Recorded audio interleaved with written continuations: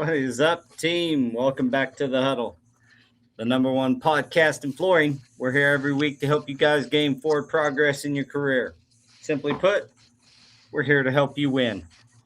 For all the new viewers, welcome to the team. Quick mention of today's sponsors, NASCT and Divergent Adhesives. If you got an adhesive or a project that needs a demanding adhesive, make sure to check out Divergent. And of course, every week nearly we talk about training and being properly prepared for your project. That's where NASCT comes in and all their great trainings over there. I know, Andy, you could attest to that. My boy Jose, and Daniel, our trainer, is off today. So Andy got the pleasure of stepping in. Thank you, buddy. That's right. No problem. Love you. Thanks for joining us today. Andy's been on here several times and sometimes, fills in as a guest of the moment. I'm not sure if that's the case here, if he just happens to be here. And either way, he's a wealth of knowledge, and we're really happy that he's here. So today's topic, real quick, is being the bottleneck. I mean, it's a lot more than that. It's always on the job, kind of the let's see, what is the always on the job time, burnout, and being the bottleneck. So bottom line here is I got a lot to say about being the bottleneck for a company. Typically, or specifically when you're starting off. So anyway, thanks everybody for joining us today. Mr. Jose, how's the weather up in Grand Rapids treating you? You got your Top Gun glasses on, ready to roll. Yeah. It's my gamer glasses because I'm looking at a screen a lot. That's what I should. My eyes are getting burnt out, right, from the screen. But the weather's nice, man. Probably mid 80s again today. Humidity's kind of going away a little bit. Got rid of all that smoke from Canada. Kind of blew over, like engulfed our state. So air quality's a little bit better than it has been. Can't complain, but I'm in here wearing the sweater because Daniel's got the air conditioner set to North Pole while he's gone. Like he left and then put it on North Pole. So it's a little freezing. Well, Andy, tell us for those in the audience and who will be watching this podcast later, tell us a little bit about yourself and your role over there. Yeah, so installer, been an installer my entire life, and I switched over to the technical side back in 2019, and I've been working for Novalis ever since. So my role at Novalis is at this point senior technical manager. I handle incoming claims, oversee the claims department along with product development, tons of different technical aspects. There's a lot to name, to be honest with you. ASTM testing is one of the biggest things that we do, on top of trade shows, trainings, installer trainings. We try to, all of our distributors have installers that come in and we'll go train them. So there's a lot to it. Fun stuff. Yeah, for sure. So today's topic being really pointed at the burnout and the being the bottleneck, and a lot of installers can probably, find this very relative to their life. Like you're the guy that gets the call for the job. You're also the guy that's got to figure out how to get the job done, and then you're the guy that gets called to finish the job. And opportunities sometimes overlap other opportunities, and you find yourself sometimes drowned in opportunities. Well, don't feel pregnant, because that happens even at the dealer, commercial dealers, retailers. Everybody has that kind of problem. The key is hiring good people, right? Having good people manage their roles and responsibilities. But trust me, we're going through it right now at my company. We have a gentleman that's out of the office for an elongated period of time that was unexpected, and all of a sudden you're jumping right back into, trying to just keep your nose. I won't even say the head.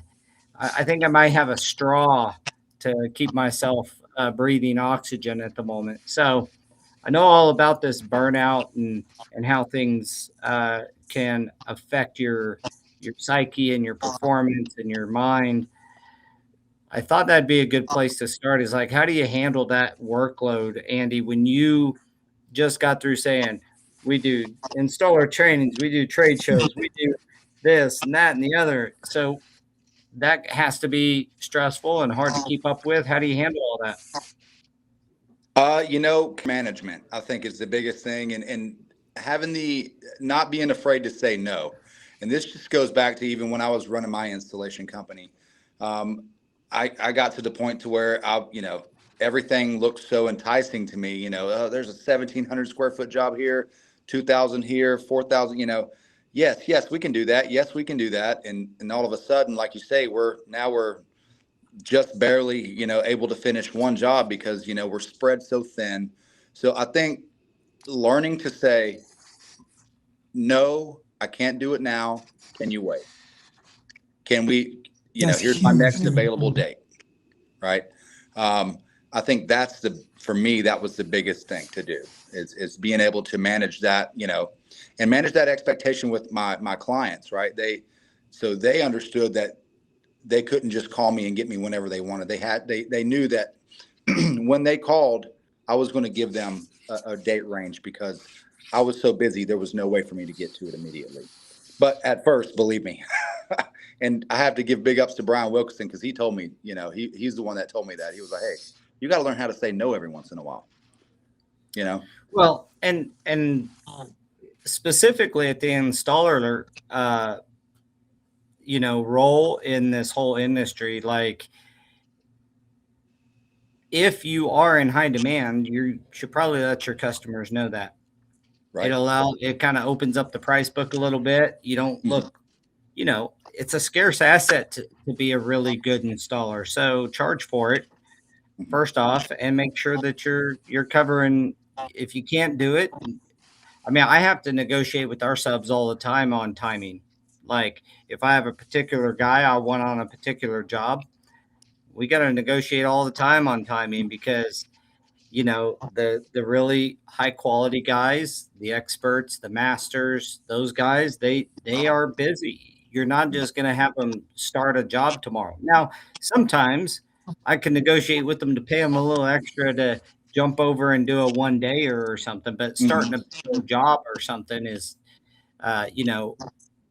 you just have to know. And obviously, just like you said, getting your clients kind of, I forget the word you used, but used to the fact that you're busy and they're going to call you and you're going to give them a date range. We have those guys that we know we can't just call them and they're going to be on the job tomorrow. Right. That's why we hire in-house guys, because we can move them around where we need and when we need. But our subs, they're busy. They're the good ones are going to always have work going on. You might get them for a day if you have treated them right over the years. They want to help you out, but it's going to be a help out. It's not like a standard operating procedure. Sure. Yeah, 100%. And I And think go ahead. I was good. I think part of that too is like you said, the calendar and being open and honest, right? But doing your best to look ahead with the team, whether you're subcontractor or you have employees, is being able to look ahead and try to game plan. And that's very important, and it all goes back to the communication thing, right? Like the back and forth. We got to talk to the crews, got to maintain open communication and understand where we're at on projects, and understand when specific projects are heavy on the body physically and heavy on the brain mentally, right? Like finding that balance to to create that open communication, knowing that we have a little bit of a fluctuation in the calendar, like a fluff day or two, um, on larger projects, so that we can fit in 1 day projects for other people. I'll be honest, those 1 day projects, those 2 day projects are the ones that usually are because you're maintaining a relationship and you're trying to fit it in. And it is hard to say no, but it's how flexible are they? Do they need it done by this date? Because I can make it work. You want it on Monday, Tuesday, but man, it's Friday morning. I cannot adjust my schedule that quick. Can we make it work on next week, Thursday, Friday? Communication, and sometimes it's no, sometimes it's yes, and I guess depending on what it is and if they're willing to wait or they have that flexibility as far as the end user, that makes it a lot easier too. Yeah. Well, talk about the part that we talked about calendar, like the technical or practical side of it, but what does this do to your work, to your mental? Like right now, I could tell you I'm probably at an 8 of 10 on stress. Like Yeah, it's we we are so busy and losing a guy unforeseen, non-planned kind of thing, for an unknown length of time can, put a mental load on you. Mhm. You guys, when you get a customer that calls and asks you for something, and you're like, particularly, you already have a contract, you're scheduled to do the job in my case, and you got to pick up the pieces as someone's not there. You don't want to displease people, but at the same time, the way that I've dealt with it is just it's still like I can't do everything right now. You know what I'm saying? So even if it's a something I'm supposed to be on top of, I might still tell the client like I can't get back with you today. I'll get back with you. Let's do it in the morning. And I that and finding a way to disconnect after work, like truly not deal with this stuff when you get off, are the two things that I try to do to keep my brain from exploding. yeah. Yeah. Please elaborate. Teach me how to do that, Well, I'll man. tell you what not to do, and this is just my opinion, but don't turn to substances to Right. Oh yeah, Yeah. maintain yourself. I know a lot of great installers that destroy their lives by turning to substances to do that disconnect. Look, a lot of times the growth comes through this hardship and through the pain. Like I'm going to learn at the backside of this, and I'm going to put in some systems and maybe change a process here or there, or make sure that the coordinators are more involved with the jobs. They can handle a little more, or there's going to be some change around here because of it. That's positive change. Doesn't mean heads are going to roll. We're just going to make some process changes so that not everybody has to be stressed out when something like this happens. Exactly. It's a very specific thing, but whether it's my specific thing or your specific thing that you're thinking of as you watch this, understanding that a lot of times it's growth and processes and change that comes out of these hardships. I mean, you don't build a muscle by not making it hurt, right? That muscle has to yeah. hurt to grow. It ain't much different than your brain or your than your muscles. Like sometimes you're going to go through the hard thing and you're going to learn some lessons if you keep an open mind to it. That's what I try to tell myself is like, okay, what am I going to learn from this so this doesn't have to happen again. Again, right? Yeah, that is one of the hardest things, and you're right about turning to substance abuse as an outlet to deal with it. It really doesn't look. It really doesn't do anything for you, right? Like I know No. that I quit drinking like cold turkey years ago, and now I can have a drink or two. Um, I babysit the drinks. I get made fun of all the time because one drink will last me 6 hours. right? I Because can attest to that. I've seen right, him right, but get some fruity drink, and it sits there and gets yeah, watered down by the time foo drinks. dinner's That's what over. everybody tells me by foo drinks. But then like also like I used to smoke cigarettes. I used to smoke pot back in the day, right? Like these are all things that I quit cold turkey, and I know that a lot of people don't do that. And to say that I tried to do that, it didn't happen. But I leaned on some of that after work, right, to relieve pressure, to relieve stress. And to say I didn't lean on that, I'd be lying to you because otherwise then it was my hobby. Well, I And think that was it's just a pretty common thing, right? Particularly alcohol. Not that I'm saying that having a drink is a bad thing, but if you're using it to disconnect and just go numb, are you guys getting any feedback? I'm getting a little bit, yes. Hmm. Well, my could be on me, or it could be Andy. It went away when Andy muted. Uh, the if you're on a phone, Andy, sometimes if you have that phone sitting down, your speaker will bounce up and cause a little feedback. So Yeah, no, that's weird. but anyway, that it's kind of a common thing that happens. And sorry, you're gonna have to deal with the feedback because I'm gonna just go ahead and keep talking. But what I'm getting at is it is very socially acceptable to have a drink, and that's fine. I'm not putting, bad mouthing. I'm saying don't use it as a tool to disconnect from your stress. Right. And this is gonna sound like really weird. I replace all of that with my quiet time when I'm alone and there's no other distractions. I do kind of either make a mental list or a written list to organize my thoughts and my moves for the next day or for the next week. And then I break that down too, right? Like it doesn't always happen in the order that I want it to happen, but that is that's what I do after work. That's part of my decompression, so to speak, from the work overload. It's doing my part to it helps me sleep better at night, right? Because now I can actually relieve some of that pressure because I'm taking a breath. All right, that's kind of organized. I know my next steps. I feel better about tomorrow. Yeah, Um, I can't. I'll second Andy's, calendar and your to-do list. I mean, having both of those kind of, in order, and they're going to get out of order, jump them back into order, do your very best. But, a guy told me a long time ago, like, when I get super stressed, he's like, dude, you're not curing cancer. Okay. You're not on the brink of a breakthrough of cancer. Although it can feel like that type of pressure, we got to put things in perspective. There's a lot of times in my life when I was super stressed out. I couldn't even tell you why I was today.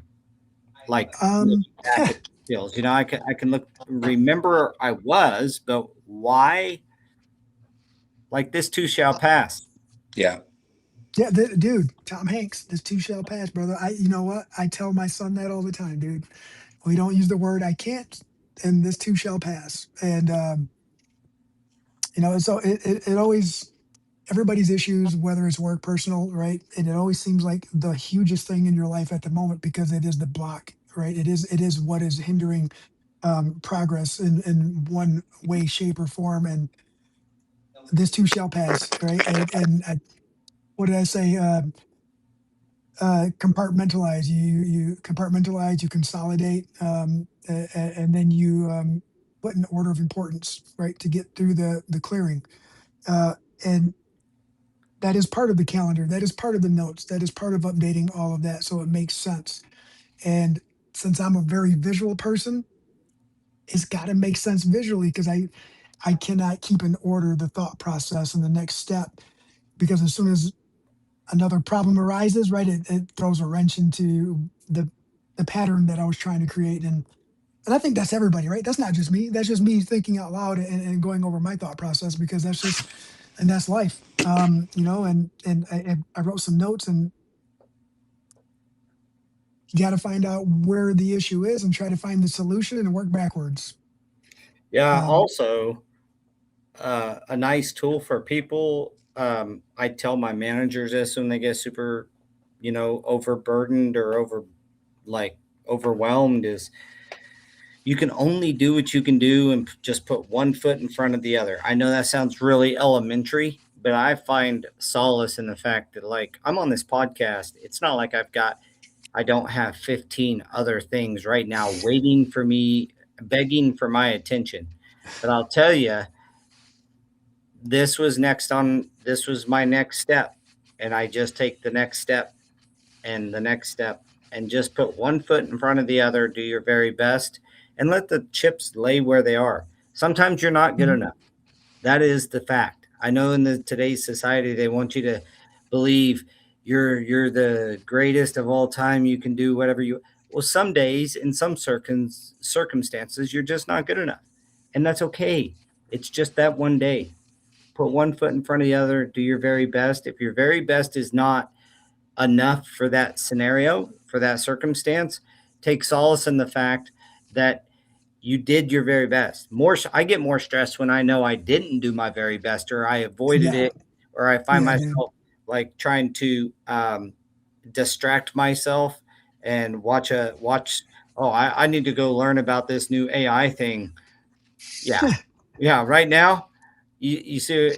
So I feel it's that in an my soul right escape. now, brother. I'm just letting you know. I feel that right now. Like there's you're getting pulled every which way, and you have to. You definitely have to prioritize and pick out that thing that's most important at the moment. Because in 2 weeks, when the other things that aren't that important is just that order of operations, I guess. I don't really know where I'm going with that, but every item has a deadline, right? Every item has the level of Well, they're all importance, and it's going to perceived fluctuate. deadlines. They're Yeah, all yeah. perceived deadlines. That's what I'm getting at. Is it like Mhm. usually you can recover from these types You of sound way things. better, Andy. By the way, Oh, Yeah, thanks. Do I look any better? you no, do. I don't know what you did, what no, I filter that know. is, man, but I need Listen, it.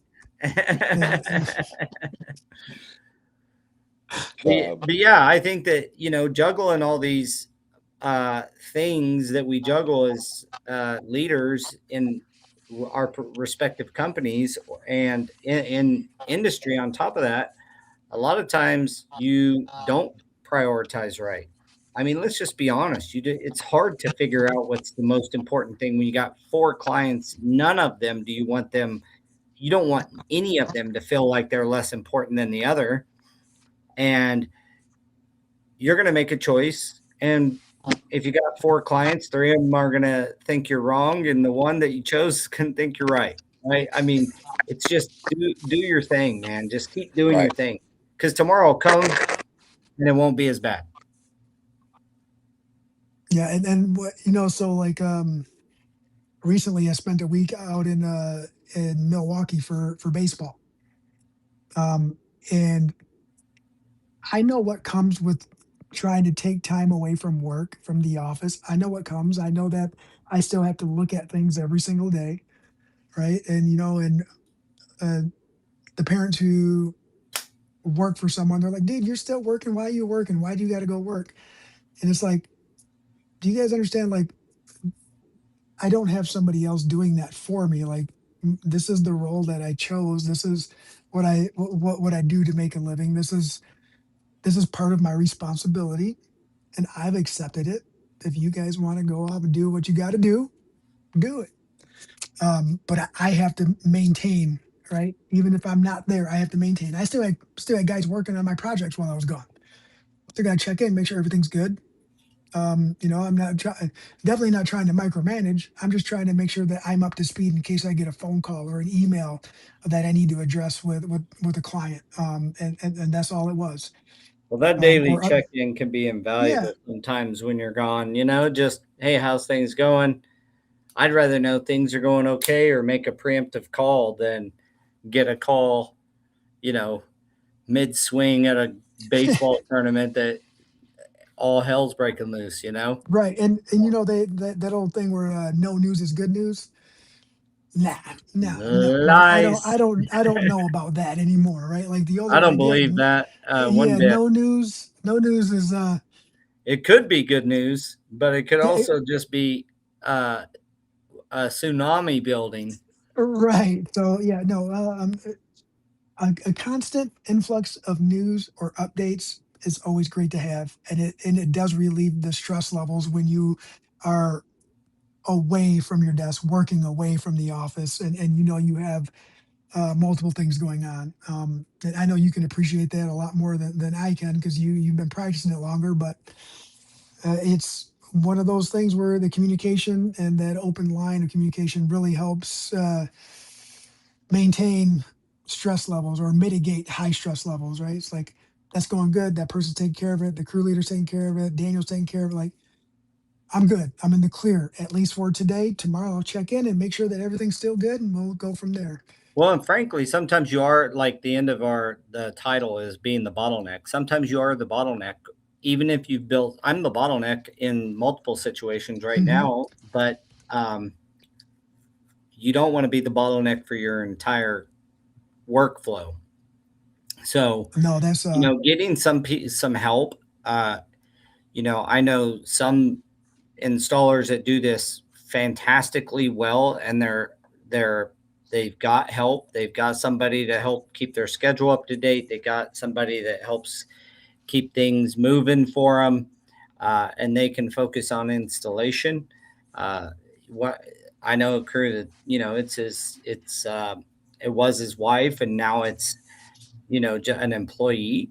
Um, Installers sometimes think the only employees they should have is other installers or help. But if you get that one person that can do your billings and talk, kind of order material stuff for you, you need a couple trials, you need some glue, you need some stuff, they can, a quick phone call and they get it taken care of for you. They can check on if you have a few crews, they can help with crew management. Um, like you do reach some point where you need to hire somebody you can trust to take some load off.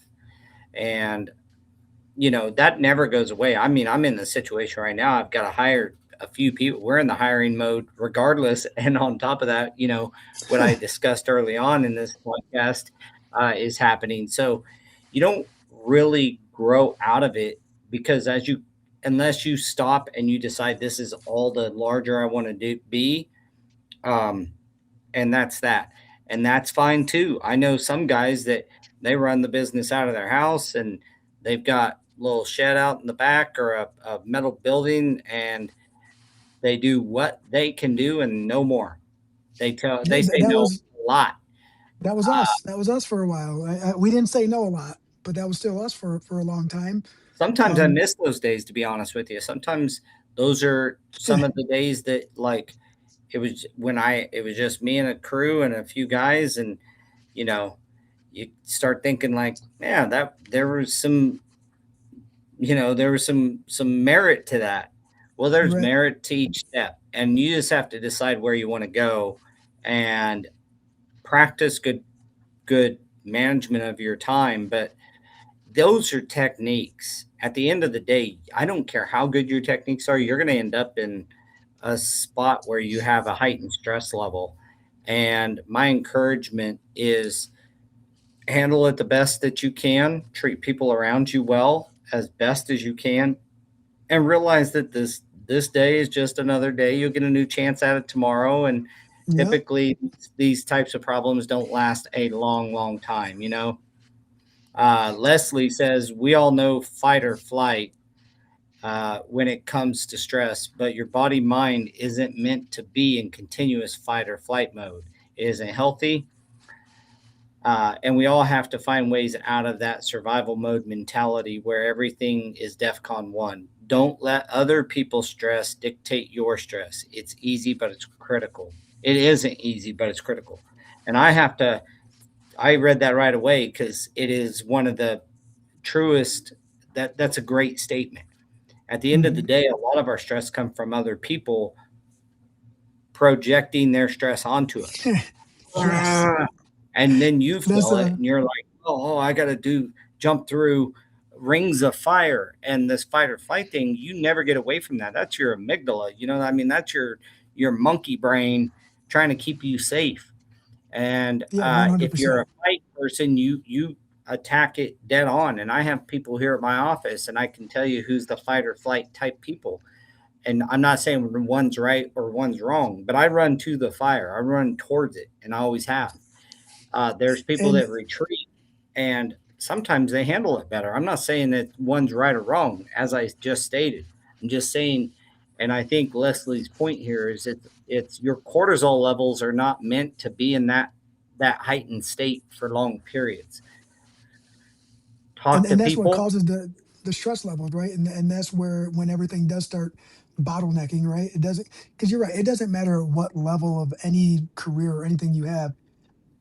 The stress levels are real, and everything does bottleneck, and it's one of those things where they're going to stay heightened until you figure out a way to find a solution, or like you said, right, run straight into the storm, or take a step back or run away from it until you figure it out. And sometimes, there's a balance that everybody does. Sometimes you do got to step back before you just dive right in, like, okay, hold on, how am I going to approach this? And then you go, off of Sometimes you just experiences. disconnect for a few minutes. Don't try to That's figure it. it out. Just say, I'm Whoa. letting go. I don't care for the moment, for this 10 minutes or 20 minutes. I just don't care. That doesn't mean I don't care for long term, or I'm not going to take care of the problem in another hour. But right now, for 10 or 15 minutes, I don't care. And Yep. just walk away. And I'll give an example as an installer. When we used to work, doing some intricate cuts on something, and we just couldn't get it right, right, and this tight cut, and we just, and I would tell her, like, stop. You're getting mad. You're not gonna take your time. You're not gonna rush it through, or you're not gonna take your time. You're gonna rush through it. Stop. Walk away for a few minutes and come back. That piece will still be there in 5 minutes after you think about it. Right. Hmm. That piece will still be there in 10 minutes after you think about it. And that applies to Um, us, right? I mean, yeah. outside of a deadline on a bid, most of the things aren't going to give it a few minutes, walk away, relax, don't think about it. And that's the hardest thing to do, is to not think about the problem that's causing you that. But a lot of there's ways you can do this. There's breathing techniques, there's stuff like that. And Letting go for sometimes, just a few minutes can be a lifesaver, for your brain. the only solution is taking off your tape measure and chucking it across the room and saying, "Take that." Well, Don't do that. Don't do that I on really an occupied appreciate project, guys. Leslie's Yeah. comment on that, and it is a fight or flight mode. And when you get a chance to stand back and really reevaluate, the other thing I would say is, like, from a lower energy level, so to speak, a lower height, a lower stress level, think about what can be done different. Don't try to fix the things in the moment. A lot of times that's where we compound our problem. Step back, take a breath, get through the day, get through this situation. Again, this too shall pass, I promise. And Hmm. come come with a creative mindset. You can't have creative mindset and a fight or flight, you know, being a fight at the same time. So you got to get out of this to get into that and think about how you can solve that problem. And I will add, to the whole topic too, and sometimes the whole bottleneck effect and the burnout is caused by, you being excited and ready to run and jump into something that you're not prepared for, right? And it starts causing damage that, you didn't foresee the damages, because you just seen what you wanted for the outcome, and it's all very promising. And I'm gonna go back to this past week, where my son's been wanting a new desk for his bedroom, right? But he wanted a power desk and this and that. And we got a few new tabletops. Daniel gave him a tabletop. We found the base on Facebook Marketplace. I went and bought him a base for it. On the way home, I said, "Look, dude, it's getting late. It's 7 o'clock at night. I know you're going to want to go home and put this whole thing together, right? But we have to make sure we have all the right things. You got to clean your bedroom, right? There's some things that have to happen before this can take place, or before this should take place. Yep, Dad, I got it. I understand. Right? He got home. I went back to work, came home a little bit later on in the evening. Guess what? The desk was all put together. Room was not clean. The motor was broken because he did something he wasn't supposed to do, or so he thought it was broken. It wasn't operating the right way. He didn't take the time to find the right screws, popped through the tabletop, messed up the whole, like all right. And instead of being all upset, right? Because I was upset that he did it, I waited till the next day and we talked about it. And I said, "Did you take the time to find the right screws?" Nope. What happened? I broke the tabletop. All right. Did you take the time to make sure everything was clean in your room? Nope. Then what happened? I messed up the table because I tried to set it down on something. I didn't have enough room and it went down and messed up the motor. Like, all right. So, and I went and fixed everything the next day. And then we talked through it the whole time. And I said, this is why it's important to sometimes Mhm. understand when you have to put your hands up and take a step back and say, let me organize my thoughts and prioritize these steps. Um, he had to he had to live it. He had to live it himself, right? It's just something simple like that, but he had to live it. Yeah. Um, and he's only 13 years old, so it's a good lesson, right? Small lesson, inexpensive lesson Well, for if what you've it's ever worth. put together a piece of IKEA furniture, sometime or one of those pieces, that stuff can get frustrating. Sometimes you do just got to walk away, think about it, and the solution comes to you. One of the best pieces of advice I've gotten is like walk away and detach from the outcome for a moment. Just detach Mhm. from the outcome for a moment. If you are a God fearing person, give it a prayer, detach from the outcome. If you just that it doesn't matter, but just constantly trying to solve the problem in this heightened Yeah. emotion that can be damaging. I want to tell Roland, glad your wife is okay, sir. I'm very Oh, glad to hear and that. I see no comments And today, guys, so I'm sorry uh, I'm not interacting with that. you're the fire run to the fire type of person as well, you said, and I can tell you that can be one of the more stressful people. You want to figure it out right then, and Yeah. there is still a time where I have to walk away and Hmm. just think about other things for a moment. So I will say that I don't always make the right decisions when because I am the run into the fire type of person, and I don't always make the right decisions. But I have noticed over the years that when somebody else that I know is running straight into the fire and they give me a call, I'm able to calm them down and help with a solution, right? No matter if it's, something with their house or personal.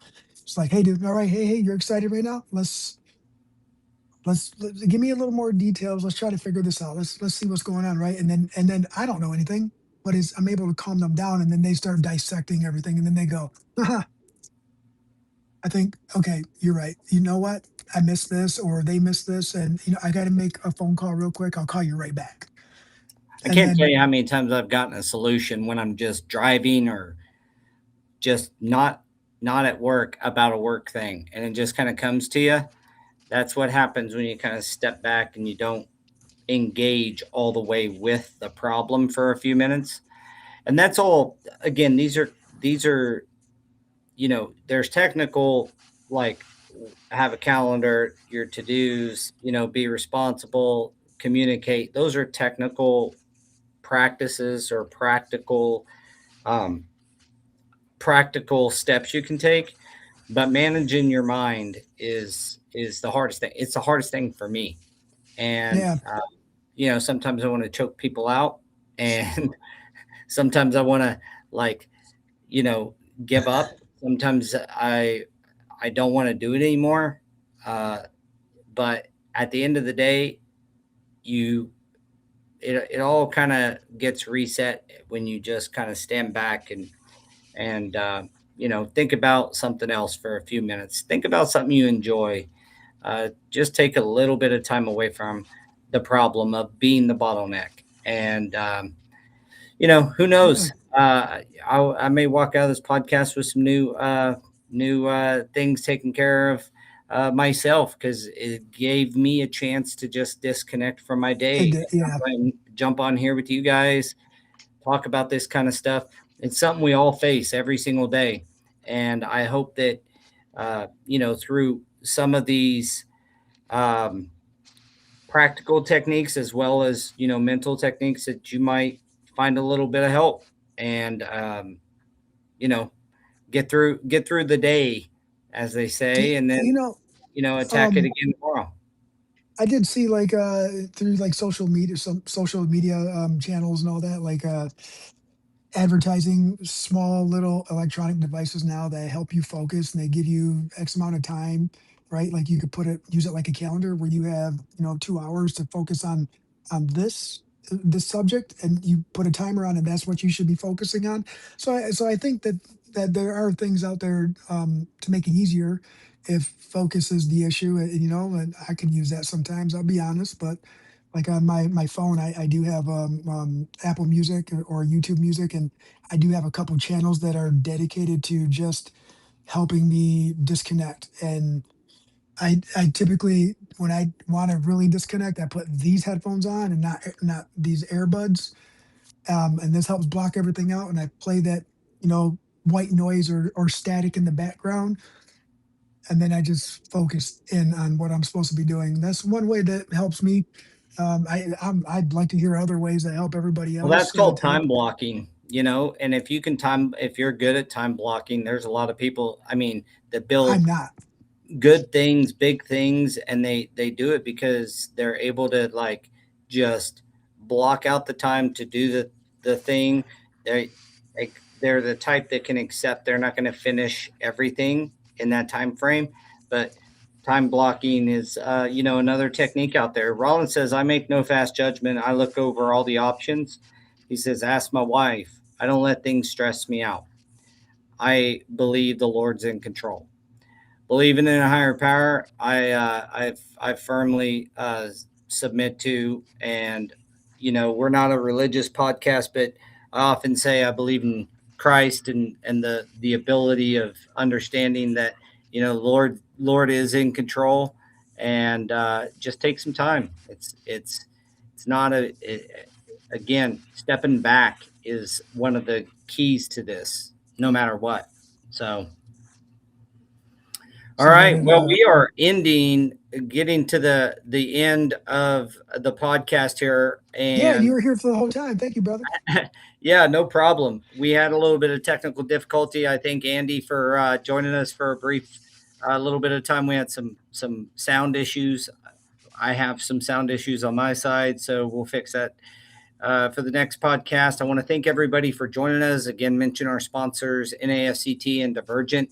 You know, the best thing you can do for us is support our sponsors. And so signing up to a course, buying Divergent adhesives, trust me, you're not going to be, let down by that. Sonny knows what he's doing. And, the chemistry behind that, there's been a lot of thought and a lot of effort put in that. So support our sponsors. That's the best thing you can do for us. Give us a like and subscribe on any of our social channels. Let us know what we can talk about, what experts we can bring on. It's been a while since we've had a expert kind of driven topic, and so we Yeah, are getting to new topics for this next 6 months, and so you'll see some new flavors coming out. So and thank if you're an everybody for expert, joining us. and if you're an expert and you want to join and you have a topic that you think is important and you want to share it, by all means, please reach out. Yeah, Um, for sure. 100%. We're open to a conversation. Let's get the ball rolling, and we appreciate the help if you're willing to do so. Yes, yes, and yes. So thank you guys. I want Thank you, to everyone. let everybody know how much we appreciate you joining us, watching our podcast, and supporting us in this journey. Been doing this for a lot of episodes. I've almost lost track in the number. It's in the 200 or 300 range at the moment, I think. So 211, I just was told. So 211 episodes Wow. since 2022 we've been here. So thank you guys for joining us. pass the word around. Another great thing is share the show, get the word out to more installers, more stores, more retailers, more dealers that join us. The more power that we can have in bringing on good experts that they want to be heard when they're on a podcast. Let's let them know they're heard. So thank you, everybody, and we'll catch you guys next week.